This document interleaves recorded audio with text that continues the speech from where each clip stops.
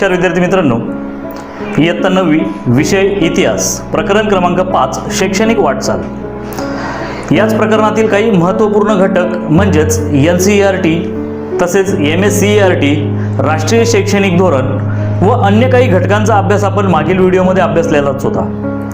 आजच्या व्हिडिओमध्ये आपण इंदिरा गांधी राष्ट्रीय मुक्त विद्यापीठ त्याचबरोबर संशोधन संस्था तसेच भाभा ॲटॉमिक रिसर्च सेंटर इत्यादी घटक आणि काही अन्य घटकांचा अभ्यास आपण आजच्या व्हिडिओमध्ये करणार आहोत। तत्पूर्वी तुम्हाला एक छोटीशी विनंती आहे की अद्यापही आपले चॅनल सबस्क्राइब केलं नसेल तर ते सबस्क्राइब करा आणि व्हिडिओ आवडल्यास लाईक आणि शेअर नक्कीच करा। चला तर मग सुरू करूया। विद्यार्थी मित्रांनो, आता आपण इंदिरा गांधी राष्ट्रीय मुक्त विद्यापीठ याविषयी थोडक्यात माहिती घेऊया। संयुक्त राष्ट्रसंघाने 1970 हे वर्ष जागतिक शैक्षणिक वर्ष म्हणून घोषित केले होते। याच वर्षी भारत सरकारचे शिक्षण आणि समाज कल्याण खाते, माहिती व प्रसारण खाते तसेच विद्यापीठ अनुदान आयोग आणि युनेस्को यांच्या संयुक्त विद्यमाने मुक्त विद्यापीठ या विषयावर चर्चासत्र नवी दिल्ली या ठिकाणी भरवण्यात आले होते। या चर्चासत्रातूनच मुक्त विद्यापीठाची कल्पना पुढे आली। 1974 मध्ये सरकारने यांच्या अध्यक्षतेखाली एक समिती नियुक्त केली आणि या समितीच्या शिफारसी आणि सूचनांप्रमाणे 20 सप्टेंबर 1985 रोजी मुक्त विद्यापीठ आकारास आले। प्रधानमंत्री श्रीमती इंदिरा गांधीजी यांचे नाव या विद्यापीठाला देण्यात आले।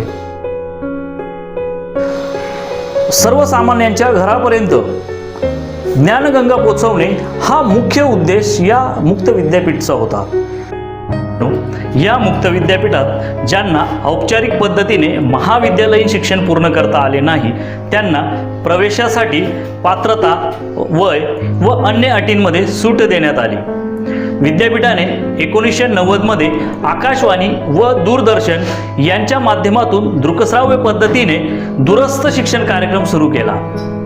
देशात 58 प्रशिक्षण केंद्रे तर परदेशात 41 केंद्र तयार करून विद्यापीठाने शिक्षणाची सोय केलेली आहे।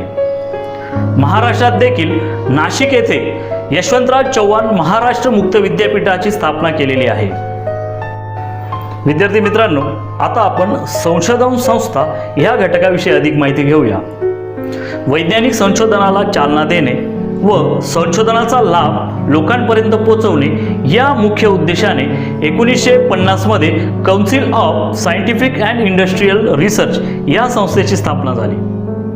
पदार्थ विज्ञान, रसायन, त्याचबरोबर औषधे, अन्न प्रक्रिया, खाणकाम अशा क्षेत्रात संशोधन सुरू झाले।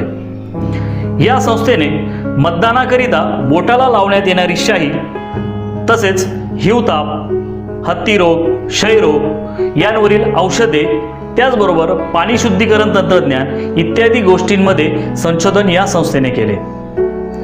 एवढंच नाही तर DNA फिंगरप्रिंट सर्वप्रथम भारतात आणणे, भूकंपाची आगाऊ सूचना मिळवणे, त्याचबरोबर अंदमानातील आदिवासींचा जनुकीय अभ्यास करून या जमाती 60,000 वर्ष जुन्या आहेत हे सिद्ध करणे इत्यादी कामं या संस्थेने केलेले आहेत।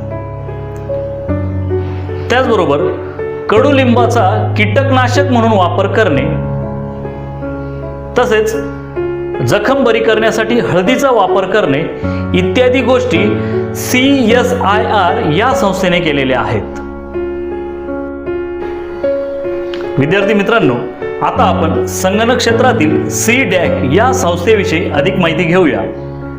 1987 मध्ये अमेरिकेने भारताला महासंगणक देण्यास नकार दिला होता आणि म्हणूनच राजीव गांधी सरकारने महासंगणक विकसित करण्याचा निर्णय घेतला।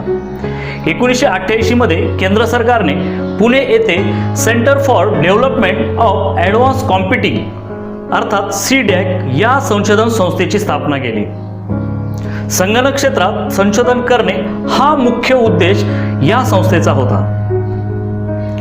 1991 मध्ये डॉक्टर विजय भटकर यांच्या नेतृत्वाखाली परम 8000 हा महासंगणक तयार केला गेला। याआधी सुद्धा 1969 मध्ये ISIJU हा स्वदेशी बनावटीचा पहिला संगणक तयार केला गेला होता. विद्यार्थी मित्रांनो, आता आपण भाभा ॲटॉमिक रिसर्च सेंटर या संस्थेविषयी थोडक्यात माहिती घेऊया.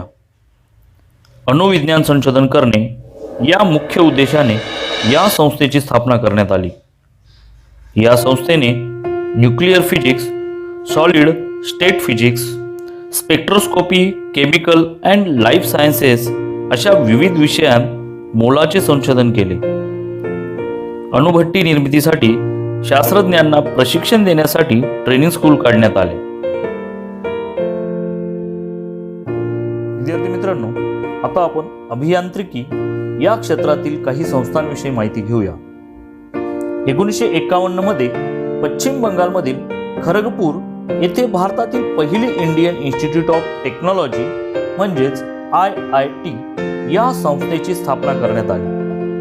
भारतात अभियांत्रिकीच्या सर्व शाखांमधील उच्च व प्रगत शिक्षण उपलब्ध होऊन देशाची गरज भागावी हा या संस्थेचा उद्देश होता. मुंबईतील पवई, चेन्नई, कानपूर नंतर नवी दिल्ली येथील अभियांत्रिकी महाविद्यालयांचे IIT मध्ये रूपांतर करण्यात आले. या संस्थांच्या उभारणीकरिता सोव्हिएत युनियन, अमेरिका, जर्मनी आणि युनेस्को यांनी मदत केली. भारतातील IIT या संस्थेला स्वायत्त विद्यापीठांचा दर्जा देऊन BTech व MTech अभ्यासक्रम सुरू करण्यात आले. प्रवेश परीक्षेद्वारे प्रवेश देणे आणि माफक शुल्क व विद्यार्थ्यांसाठी आरक्षण हे IIT या संस्थेचे वैशिष्ट्य आहे. 1994 मध्ये गुवाहाटी म्हणजेच आसाम, 2001 मध्ये रुड़की येथे IIT या संस्थेची स्थापना करण्यात आली.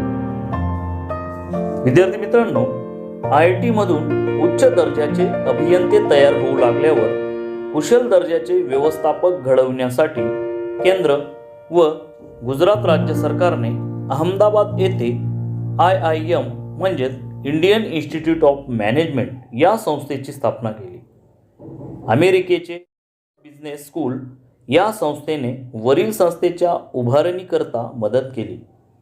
कोलकाता, बंगलोर, लखनौ, कोझिकोडे, इंदोर आणि शिलाँग येथे इंडियन इन्स्टिट्यूट ऑफ मॅनेजमेंट म्हणजेच IIM या संस्थेची स्थापना करण्यात आली.